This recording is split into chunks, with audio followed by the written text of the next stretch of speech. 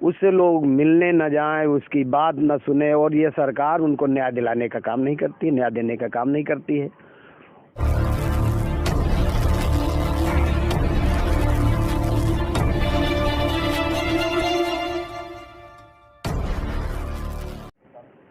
साथियों नमस्कार, आप देख रहे हैं आप तक न्यूज। मैं इस समय मौजूद हूँ नई सड़क में, जहाँ पर पूर्व विधायक समाजवादी पार्टी से हैं।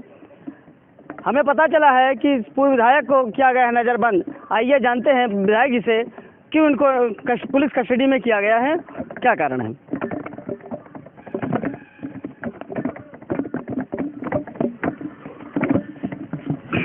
विधायक जी, आपको जो है जानकारी मिली है कि पुलिस कस्टडी में किया गया है, आखिर क्या कारण है। देखिए, हैदरगढ़ तहसील में जी 3-4 दिन पहले जो कानून गो मुंशी रखे थे, प्राइवेट मुंशी, यहाँ पर जितने कानून गो हो चाहे तो ये लेखपाल हो, सब प्राइवेट मुंशी रखे हुए हैं। क्योंकि ये सरकार जो है भर्तियाँ तो कर नहीं रही, लोगों को नौकरी दे नहीं रही। लोग तमाम बेरोजगार हैं और वो मुंशियों के इर्द गिर्द, उनके अधिकारियों के इर्द गिर्द चलते रहते हैं और वही मुंशी ही सब काम देखते हैं, जैसा कि लोग बताते हैं। क्योंकि एक लेखपाल के पास, एक कानून गो के पास तमाम गांव सभाएं हैं और वो अकेले देख नहीं पाते हैं। तो मुंशी कोई बैनामा लिए थे ब्लॉक प्रमुख जी के भाई भतीजे, तो उसने फोन किया था कि बैनामा आप लिए हैं, क्या है लोकेशन, कैसे क्या है वो बता दीजिए आके।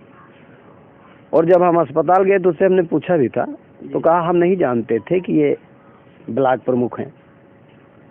तो हम फोन उनको किए थे कि जानकारी दे दीजिए, तो उसी से वो नाराज हो गए। उन्होंने शिकायत की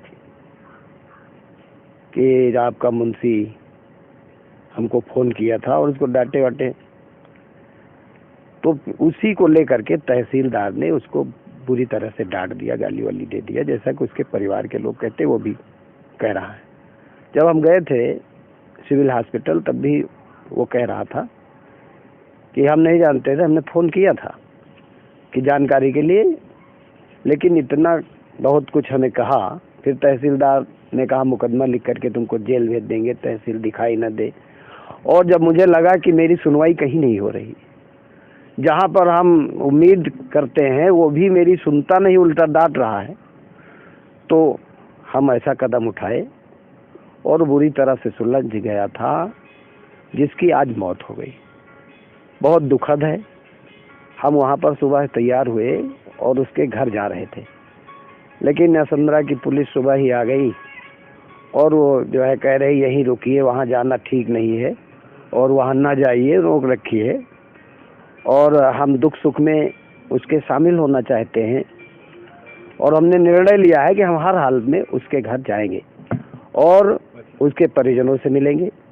हम चाहते हैं कि उसकी बात सुनी जाए और वो जो तहरीर दिया है एसडीएम महोदय को, उसका जांच किया जाए, उसका मुकदमा लिखा जाए और जो दोषी है उसके खिलाफ आवश्यक कार्रवाई की जाए और उस पीड़ित परिवार को, जो गरीब है, केवल मुंशियाना करके जो उसको 100-200 रुपया 400 मिल जाते होंगे, उसी से उसका गुजर बसर। तो कहने का तात्पर्य आपका ये है कि शासन प्रशासन को सिर्फ इस बात का भय है कि आप जो है उसके परिजनों से मिलने जा रहे हैं, इसलिए आपको नजरबंद किया गया है। मुझे समझ में नहीं आता है कि प्रशासन को क्यों भय है जी।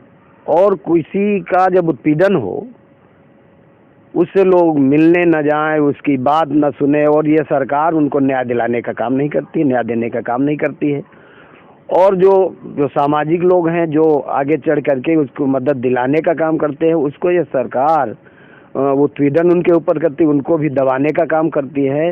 तो ये बिल्कुल अंग्रेजों जैसा शासन है, उसी के तर्ज पर चला। मैं चाहता हूँ कि उसके परिवार को 50 लाख रुपए की आर्थिक सहायता दी जाए, उसके परिवार को कि किसी एक व्यक्ति को नौकरी, एक सरकारी नौकरी दी जाए, जो जिससे वो अपने परिवार का लालन पालन कर सके, और वो जो मर गया है बेचारा, उसकी मृत्यु हो गई है, वो उसका परिवार किस तरह से अपना जीवन यापन करे, उसकी सहायता की। अच्छा, जैसा कि अभी आप बता रहे हैं कि 50 लाख रुपए उसको नौकरी मतलब दिया जाए, तो क्या सपा की सरकार होती तो आप दिलाते हैं उनको?